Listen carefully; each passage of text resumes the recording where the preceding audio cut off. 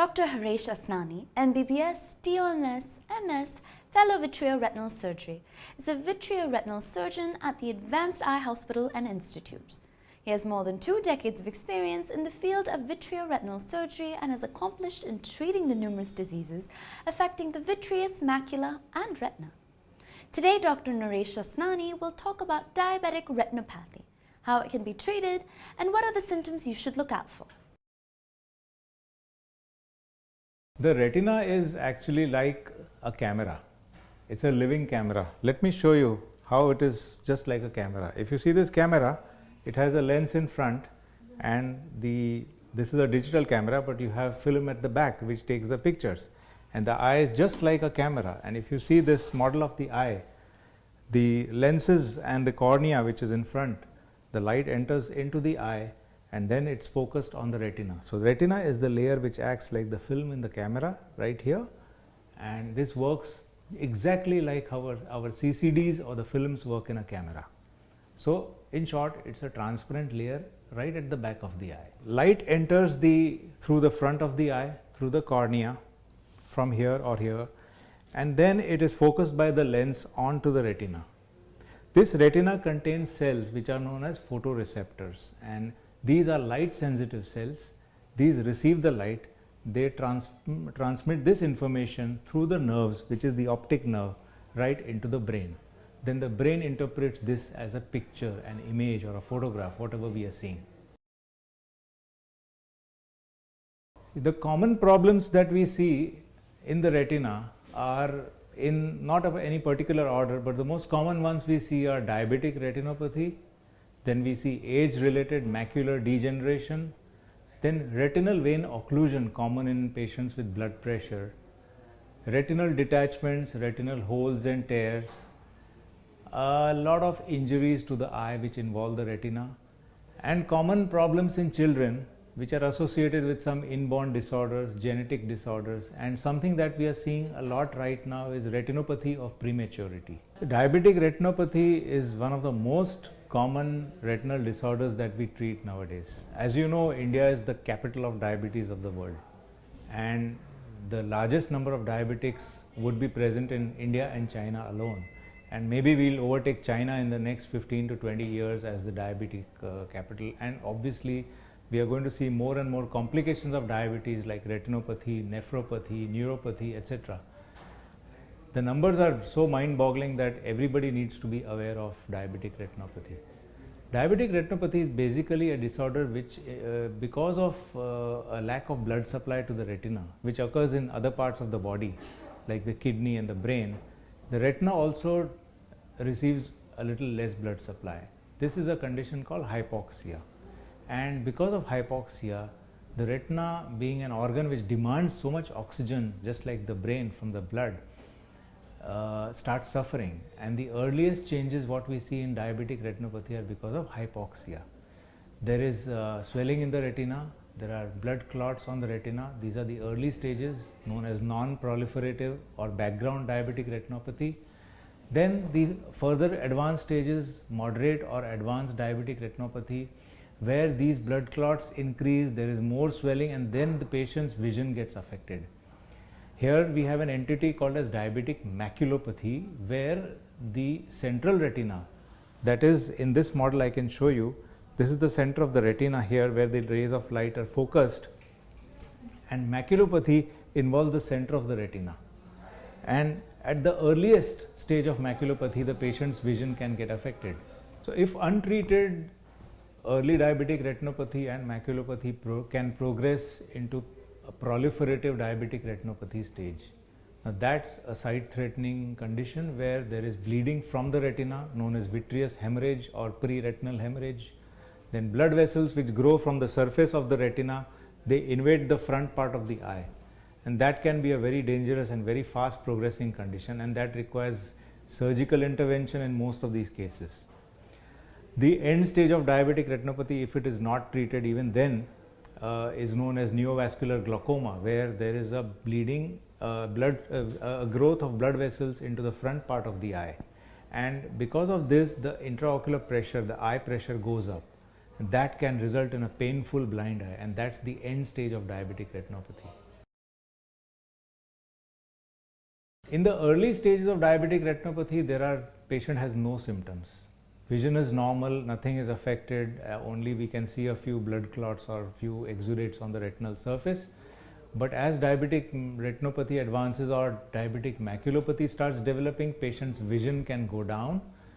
When there is bleeding in front of the retina or from the retina, then patients experience floaters, a shower of black cloud or black spots in front of the eye, and that's something which the patients start running to us for treatment.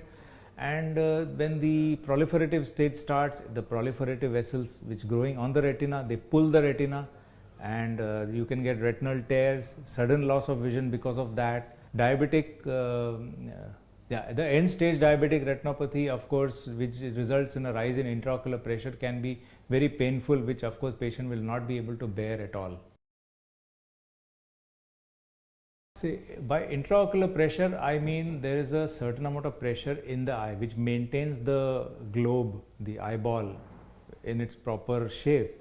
And this also has a role in circulation in the eye. So just like we have normal blood pressure, which keeps the blood pumping, and the heart pumps blood at a certain pressure and sends it to the end organs at a certain pressure, we have an intraocular pressure. The normal intraocular pressure is something around 17, 18 up to 20 millimeters of mercury.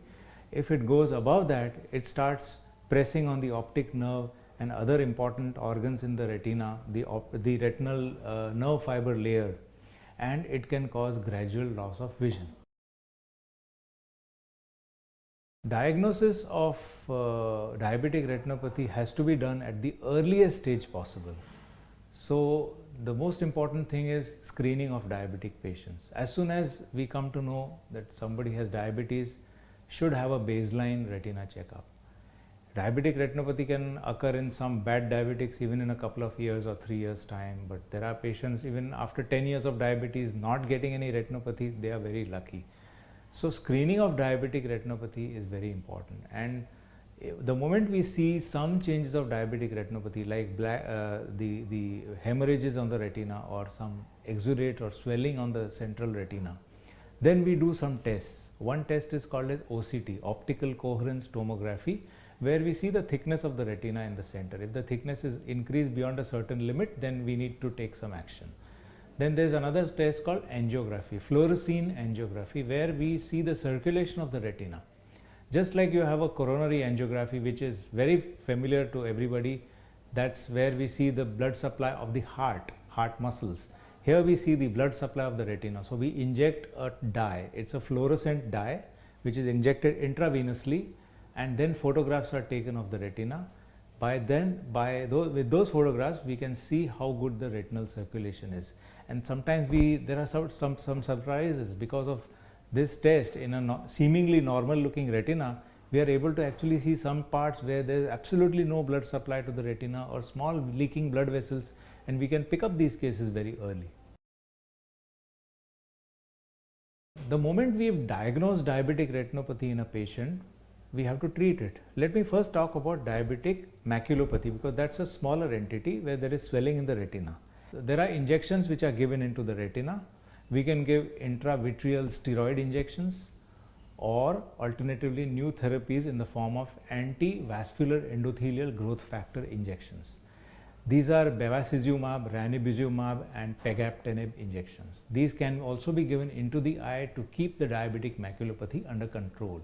But this is not the final treatment. The patient still has to control his or her diabetes. The patient has to control his serum lipid, that's cholesterol and triglycerides, very well, and also keep other diabetic nephropathy and other factors also under control, that's serum creatinine, all other blood parameters.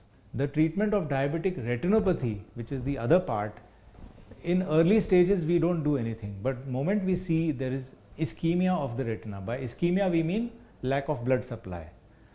When we see ischemia of the retina, we try to treat that with laser. Doing laser treatment improves the blood supply to the rest of the retina. So this has a preventive role. Then if there are blood vessels growing on the surface of the retina, these can be destroyed with laser. This is called as laser photocoagulation. Now, if the disease progresses beyond that stage, then we need to do surgery. Surgical treatment for diabetic retinopathy is in the form of a surgery called vitrectomy. This is the basic surgery. Vitrectomy means removing the vitreous. The vitreous is the gel which is in the center of the eye here. And when the blood leaks from the retina, it occupies the center of the eye here and the patient cannot see. So this blood is removed from the center of the eye. Vitrectomy surgery involves making openings into the eye from the sides here, and these openings enable us to go into the eye, remove the blood. After we remove these blood clots, then we see the retina under the microscope, and if there are growing blood vessels on the surface of the retina, we remove those blood vessels with scissors, vitreous scissors, and after those are removed, then the retina is treated with laser, and then we inject a kind of a gas or silicone oil into the vitreous as a substitute for the vitreous and put the retina back into its normal place. Sometimes we can combine surgery with the injections also. In very bad cases where there is the retina is very angry looking, bleeding a lot, we first inject these drugs called bevacizumab or ranibizumab, and then after 4 or 5 days take up the patient for surgery. It makes surgery a little easier. Found our information useful? If you find the video helped you, please like it. Tell us what you think about our videos. Please leave a comment. To watch our other videos, click here.